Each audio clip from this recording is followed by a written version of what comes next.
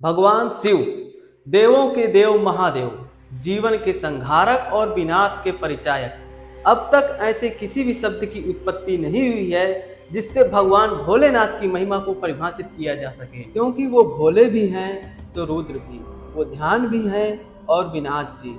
उनके रूप में प्रकृति बसती है। फिर जब भगवान शिव भी प्रकृति के इतने करीब हों तो भला प्रकृति भी उनके जलाभिषेक के बिना कैसे रह सकती है। तो दोस्तों, आज हम इस वीडियो में भगवान भोलेनाथ के एक नहीं बल्कि दो ऐसे रहस्यमय मंदिरों के बारे में बात करेंगे जो गुजरात में स्थित हैं और जिनका जलाभिषेक स्वयं प्रकृति यानी कि अरब सागर स्वयं करता है। प्रकृति ने अपने गर्भ में इतने रहस्यों और अद्भुत चीजों को छिपाकर रखा है जिसे देखकर श्रद्धा और भक्ति भाव बढ़ जाती है। गुजरात के भावनगर में कोलियाक तट से 3 किलोमीटर अंदर अरब सागर में निष्कलंक महादेव का मंदिर स्थित है। यहाँ पर अरब सागर की लहरें रोज शिवलिंगों का जलाभिषेक करती हैं। लोग पानी में पैदल चलकर ही इस मंदिर में दर्शन करने जाते हैं। इसके लिए उन्हें ज्वार के उतरने का इंतजार करना पड़ता है। भारी ज्वार के वक्त केवल मंदिर की पताका और खंभा ही नजर आता है, जिसे देखकर कोई अंदाजा भी नहीं लगा सकता कि पानी के नीचे समुद्र में महादेव का प्राचीन मंदिर स्थित है। यहाँ पर शिव जी के 5 स्वयंभू शिवलिंग हैं जो लगभग 5000 वर्ष पुराने हैं। कहा जाता है कि शिवलिंग के पास एक कुंड भी है जिसमें अक्षय तृतीया के दिन स्वयं गंगा जी प्रकट होती हैं। इस दिन यहाँ स्नान करने का विशेष महत्व बताया जाता है।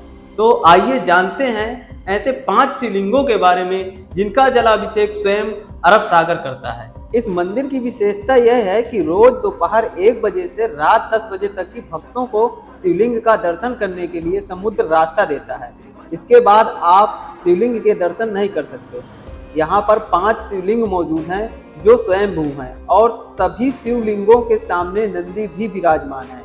मंदिर एक वर्गाकार चबूतरे में बना हुआ है। इस चबूतरे पर एक छोटा सा तालाब भी है जिसे पांडव तालाब कहते हैं। श्रद्धालु पहले यहाँ हाथ पैर धोते हैं, फिर दर्शन कर पूजा अर्चना करते हैं। तो दोस्तों, इस मंदिर का इतिहास महाभारत काल से जुड़ा है। महाभारत के युद्ध में पांडवों ने कौरवों को मारकर युद्ध तो जीत लिया, लेकिन युद्ध समाप्ति के बाद उन्हें इस बात का एहसास हुआ कि उन्होंने अपने ही सगे संबंधियों को मारा है, जिससे उन्हें पाप लगेगा। अब इस पाप से छुटकारा पाने के लिए वो सभी भगवान श्री कृष्ण से मिले।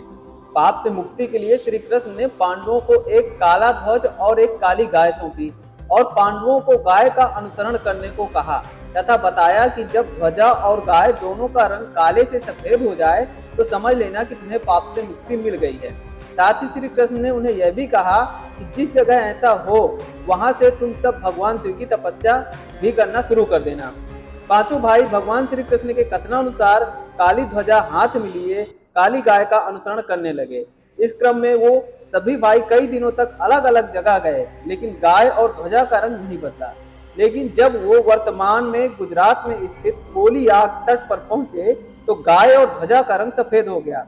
इससे पांचों पांडव भाई बहुत खुश हुए और वहीं पर उन्होंने भगवान शिव का ध्यान करते हुए उनकी तपस्या चालू कर दी। भगवान भोलेनाथ ने उनकी तपस्या से खुश होकर पांचों भाइयों को लिंग के रूप में अलग अलग दर्शन दिए। वह पांचों शिवलिंग अभी भी वहीं पर स्थित हैं। प्रत्येक अमावस के दिन इस मंदिर में भक्तों की विशेष भीड़ रहती है। हालांकि पूर्णिमा और अमावस के दिन ज्वार अधिक सक्रिय रहता है, फिर भी श्रद्धालु उसके उतर जाने का इंतजार करते हैं और फिर भगवान शिव के दर्शन करते हैं। लोगों की ऐसी मान्यता है कि यदि किसी परिजन की चिता की राख शिवलिंग पर लगाकर जल में प्रवाहित कर दें तो उसको मोक्ष मिल जाता है। मंदिर में भगवान शिव को राख, दूध, दही और नारियल इत्यादि चढ़ाए जाते हैं। सालाना प्रमुख मेला भाद्रवी भावनगर के महाराजा के वंशजों के द्वारा मंदिर की पताका फहराने से शुरू होता है और फिर यही पताका मंदिर पर अगले 1 साल तक फहराती है। और यह भी एक आश्चर्य की बात है कि साल भर एक ही पताका लगे रहने के बावजूद कभी भी इस पताका को कोई नुकसान नहीं पहुंचा है। यहाँ तक कि साल 2001 के विनाशकारी भूकंप में भी नहीं, जब यहाँ लगभग 50,000 लोग मारे गए थे। तो दोस्तों, यदि आप वंडर ऑफ नेचर देखने के शौकीन हैं तो यह जगह आपके लिए एकदम परफेक्ट है। और यदि आप भगवान भोलेनाथ के भक्त हैं तो दोस्तों आपके लिए यह जगह किसी जन्नत से कम नहीं है। तो अब हम बात करेंगे गुजरात में ही स्थित एक और भगवान भोलेनाथ के मंदिर के बारे में जिसको लेकर ऐसा कहा जाता है कि ये दिन में 2 बार गायब ही हो जाता है। नंबर 2, स्तंभेश्वर महादेव मंदिर। दोस्तों, आज तक आप भगवान शिव के ऐसे मंदिर गए होंगे जहां उनकी एक मूर्ति स्थापित है और श्रद्धालु उनकी सच्चे दिल से पूजा कर रहे होते हैं। लेकिन आपने कभी ऐसा मंदिर देखा है जहां भगवान शिव पूरे दिन में केवल 2 बार दर्शन देने के लिए आते हैं और फिर पूरा मंदिर जलमग्न हो जाता है? नहीं देखा? शायद आपको इस मंदिर के बारे में पता भी नहीं होगा। तो चलिए आज हम आपको इस मंदिर से रूबरू कराते हैं। स्तंभेश्वर महादेव मंदिर गुजरात की राजधानी गांधीनगर से लगभग 175 किलोमीटर दूर जंबूसर के कभी कंबोई गांव में मौजूद है। अगर ट्रैफिक का जाम ना मिले तो आप गांधीनगर से इस जगह तक 4 घंटे में ड्राइव करके पहुंच सकते हैं। यह मंदिर अरब सागर और खंबात की खाड़ी से घिरा हुआ है। इस मंदिर की महिमा देखने के लिए आपको यहाँ सुबह से देर रात तक रुकना पड़ेगा। हालांकि आंखों के सामने से गायब होने के कुछ समय बाद ही ये मंदिर अपने स्थान पर नजर आने लगता है। वैसे यह कोई चमत्कार नहीं बल्कि एक प्रकृति की मनोहारी परिघटना है। समुद्र के किनारे मंदिर होने की वजह से जब भी ज्वार भाटा उठता है तब पूरा मंदिर समुद्र में समा जाता है। यही वजह है कि लोग मंदिर के दर्शन तभी तक कर सकते हैं जब तक समुद्र में ज्वार कम हो। ऐसा वर्षों से होता आ रहा है, ये आज की बात नहीं है। ज्वार के समय समुद्र का पानी मंदिर के अंदर आता है और शिवलिंग का अभिषेक कर वापस लौट जाता है। यह परिघटना प्रतिदिन सुबह और शाम घटित होती है। अरब सागर के मध्य में कैम्बे तट पर स्थित मंदिर के सागर में समाने से इस मंदिर को देखने के लिए भक्तों की भीड़ लगी रहती है। तो दोस्तों, अब बात करते हैं इस मंदिर के निर्माण को लेकर पुराणों में मिलने वाली कथा के बारे में।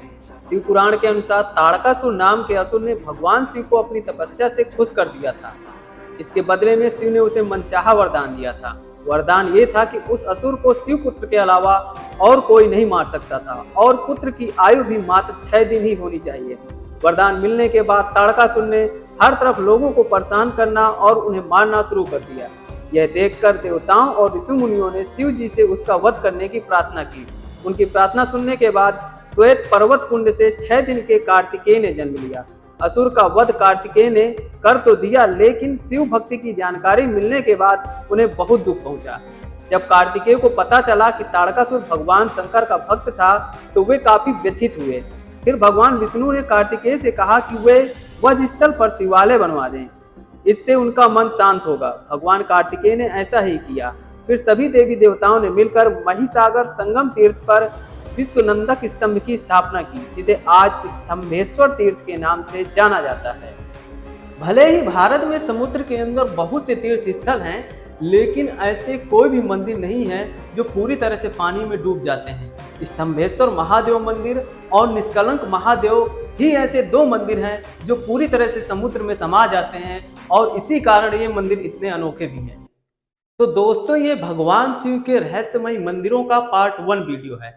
पार्ट 2 वीडियो में हम भगवान भोलेनाथ के कुछ और रहस्यमय मंदिरों के बारे में बताएंगे, जिनको देखने के लिए और हमसे जुड़े रहने के लिए हमारे चैनल शैलेंद्र टीवी को जरूर सब्सक्राइब करें और साथ ही बेल आइकॉन की घंटी को जरूर बजाएं, ताकि जब हम इस वीडियो के नेक्स्ट पार्ट को ऐड करें तो आप तक नोटिफिकेशन पहुंच जाए।